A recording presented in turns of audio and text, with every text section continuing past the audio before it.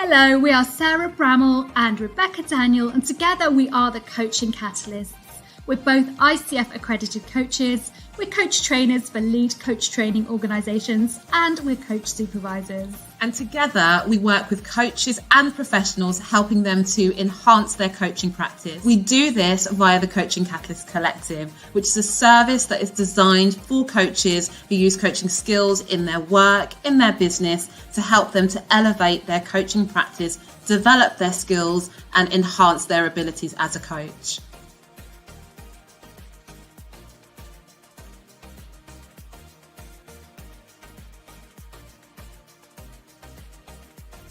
Where are you learning? Where are you growing? Where are you changing? I've done group coaching with both you, Rebecca, and Sarah, and I love them. And I remember a lecturer saying to me that a coach can only ever take their clients as deeply as they've taken themselves. And I'm very, very lucky that Sarah and Rebecca were the first people that I approached, but have been exactly what I'm looking for. It was actually the addition of supervision which helped me to develop as a coach even more.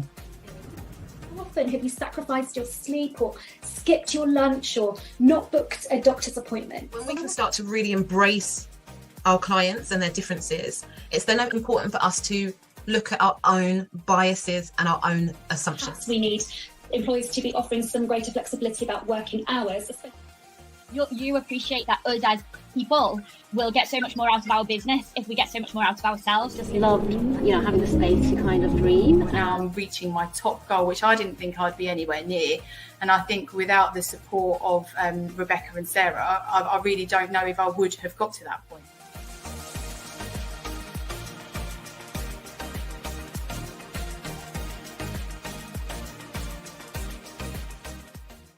So if you want to work with us either one-to-one, via the collective, or training for your business or organisation, we look forward to hearing from you soon. Get in touch with us using the details below. Good morning, happy Tuesday, and we're back again. We've just been live with our wonderful supervisor, Dawn Wright, and we're back with another very special guest. Okay, so Rebecca, do you want to say anything to introduce wonderful Phyllis? Oh, there you go. Yeah. Good morning. As I said, we are back with a double whammy today. So we have the lovely Phyllis Woodfine. Phyllis is one of our associate supervisors in the collective, along with Dawn and along with Nicola. And I am not going to introduce Phyllis because Phyllis has a wealth of experience, a wealth of expertise, and I think I would not do Phyllis justice. So I'm just going to bring Phyllis to the stage. Good morning, Phyllis. Good morning, but it's lovely to see your gorgeous faces. Oh, so lovely to have you here with us this morning. Thank you so much. So you can tell, everybody watching can tell, Rebecca and I are very, very excited to be here with Phyllis today. We've got a lot of love, a lot of respect for Phyllis.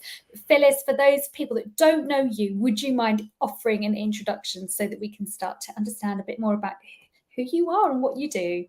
Yeah, great. Hi, everybody. It's lovely to be here. Yeah, my name's Phyllis. So, and I'm an ICF coach and coach supervisor. In fact, I trained with the wonderful Rebecca and Sarah, so I know them very well.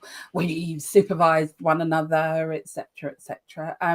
My background is very varied. I originally trained as a building surveyor. Can you believe? I worked in local government for a number of years, but then I retrained to become a massage therapist and aromatherapist. So I was in complementary for a few years, complementary therapy, and then finally retrained to become a supervisor. And I have been osteopath, and I have been an osteopath for 21 years.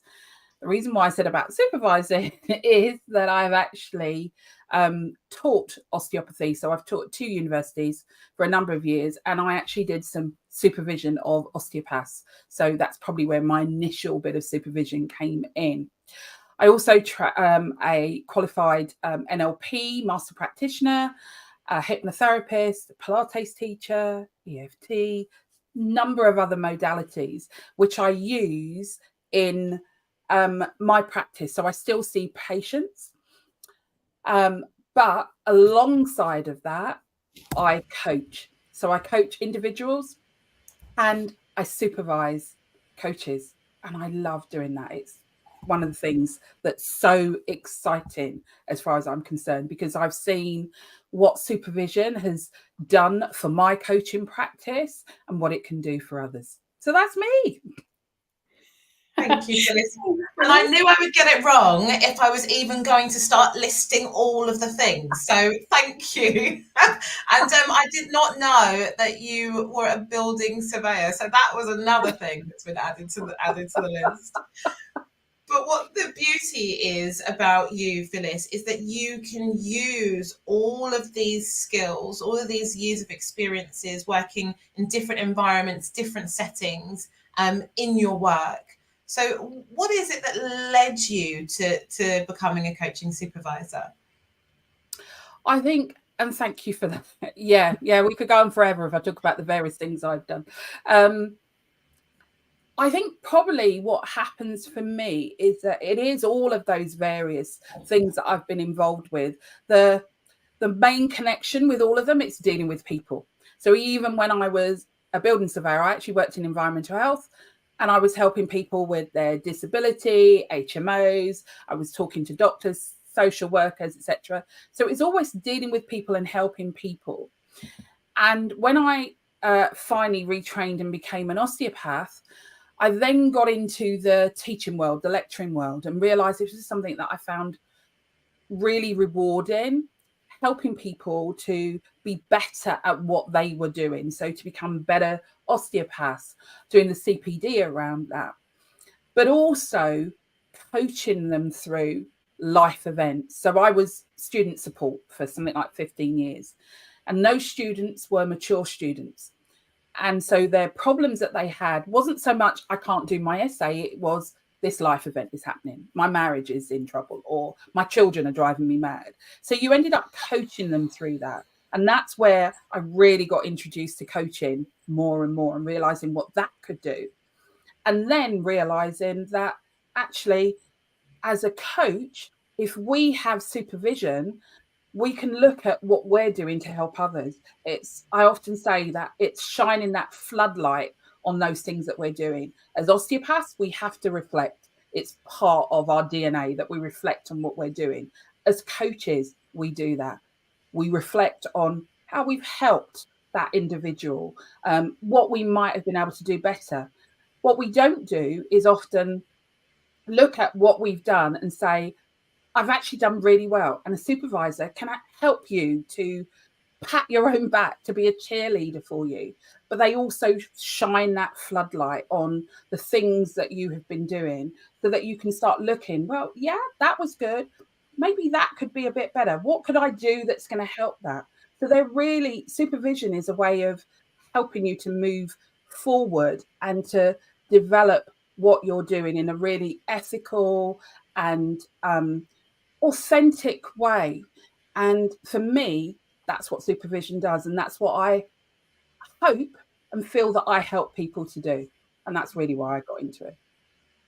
Thank you, Phyllis. I love that metaphor of shining that floodlight. And I have to say, every time I have a conversation with Phyllis, whether it's a supervision conversation or just an ordinary conversation, I absolutely love Phyllis's use of metaphor. I find it really, really fascinating and insightful. But shining that floodlight on everything, because without the floodlight, things in our practice maybe stay in the dark. So there are areas of our practice that remain maybe outside or on the periphery of our awareness, or things that we're not quite happy about, but we kind of let them fester, or successes that we could celebrate, but we kind of ignore. So shining the floodlight is a really, really powerful metaphor for looking into all of the corners of ourselves, of our practice, of our coaching experience. So thank you for sharing that. That's a beautiful, beautiful metaphor that you've shared with us today. Pleasure. And for you as a coach and a supervisor, how has having been, or how does being in supervision yourself help you in your own practice? So going back to my metaphor, it is really as a coach having supervision does exactly that. It shines that light. It allows me to see some of those things that I might have, sometimes when you're aware of something and then you begin to ignore it. It might be that at home there's that tiny patch of wallpaper that's just hanging in the corner, that every time you went in the room you really noticed, and then after a while you don't notice it anymore. And that's a bit like coaching for me. You do things, but sometimes you do them so much you're not even aware that you're doing them, and that might be good or not so good. And supervision helps you look at that and move forward and really develop what's happening. And I feel that that's what supervision does for me. It helps me to really move forward and develop what I'm doing and start to notice that little bit of peeling wallpaper that I've now ignored for how long.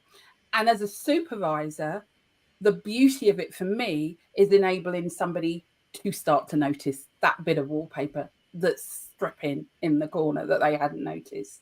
So that's how it works for me. I think that's really excellent. So in the experience last week, we hosted a session on reflective practice, and we don't carry out reflective practice. We don't reflect just as a tick box exercise just for the sake of it. We do it, as you said, in order to allow us to move forwards, to grow, to do things differently if we choose to do more of the same if we choose to. So yeah, I think that's again, and another great metaphor about that little patch of wallpaper that you otherwise may not notice. So thank you for that. Somebody actually said to me, when should we have supervision and when should we not? And I was like, oh, it's a very interesting one. And I was like, all of the time. Because as a new coach or a trainee coach, there's the support that we need to understand the competencies, understand like contracting, all of the things that go into a session during the session. But as an experienced coach, kind of like that wallpaper analogy there, we can become complacent. We can do things because we just go into autopilot because we've been doing it so often, but we start to not notice things that may need to be explored or picked out. So thank you. I really do appreciate that explanation. One of the things that I know you love, that we love too, is community. So if anyone knows Phyllis, they will know that Phyllis is there cheerleading, championing, networking, building relationships, and we're really grateful for you for that, because that's something that we hold like really high on our values list. And to have you attend our meetup was like a big sign of that, Phyllis, being around people and just communicating. But as a coach, we know that it can become quite lonely, quite isolating in the work that we do. So what is it about community that can really help with our growth as a coach, whether community in supervision or just in a coaching community in general? I think the beauty of community is being around people who get you and get what you do, but who also have different experiences, but it's still along that same spectrum. So being around a community of coaches can be absolutely amazing. It's why I do love to attend networking events, just to hear what other people are doing. Listen, we all love our families, we love our friends, but they don't necessarily know what it is that we do. You see that life coach, people say, oh yeah, you're a life coach. They don't know what it is we do. And actually being in a group, a community where you don't have to explain what coaching is, but where you can get that rich tapestry of what individuals are doing in a way you wouldn't do at any other thing, is just amazing for me. And I really feel that helps you develop as a coach, to be in community, to speak to other people, to get away from that isolation. Hey, we're humans after all. If the last few years have shown us anything, is that fact that we need to be with others. We need to communicate. Doesn't matter whether or not you're an introvert or you're an extrovert. introverts still need that other human contact at a time. And if you can be around people who get what you do and who do what you do, it can be truly amazing. And that's why I love community. And as a supervisor, it's exactly the same. It's seeing what's out there. What are other coaches doing? What are other supervisors doing? My gosh, how excited was I after a few weeks being in the group that we were in, and that we all really did get on, and that we would all support one another. That's community, and that's what community is there for. And that extends just out of the training to the point where we're at now today, working together. And that brings us a lot of joy that we can meet people, bond, know that we're aligned in our mission and the work that we do, but also just to genuinely support each other, like be invested in each other's growth, as well as our own. Yeah, totally. And that's that thing. It's that community without rivalry. Do you know what I mean? In some things, there ends up being rivalry. There's no need for it to be in here. It really is. There are all sorts of coaches. There are how many billions of people in the world? So, there is enough to go round. But even that aside, just having that, do you know what? Somebody's got my back. Somebody can support me. Somebody knows what I'm doing and is willing to talk to me about that in a way that there's no agenda other than support. That is beautiful, Phyllis, because that's one of the things that we talk a lot about in supervision. It's a very busy online world out there. There is that sense of competition, I think, between coaches sometimes in the online world. But when we come to supervision, we're coming again with that sense of unconditional positive regard for each other. And we're coming into a really safe space where we can take off those masks and be fully ourselves and really feel safe to share the good, the bad, and the ugly. And one thing I would say about, if I can offer you, Phyllis, a superpower from my point of view is having been in supervision with Phyllis, whether it's been in one-to-one or in group supervision. Phyllis, you are so talented at creating and holding a really safe container for supervision. Thank you.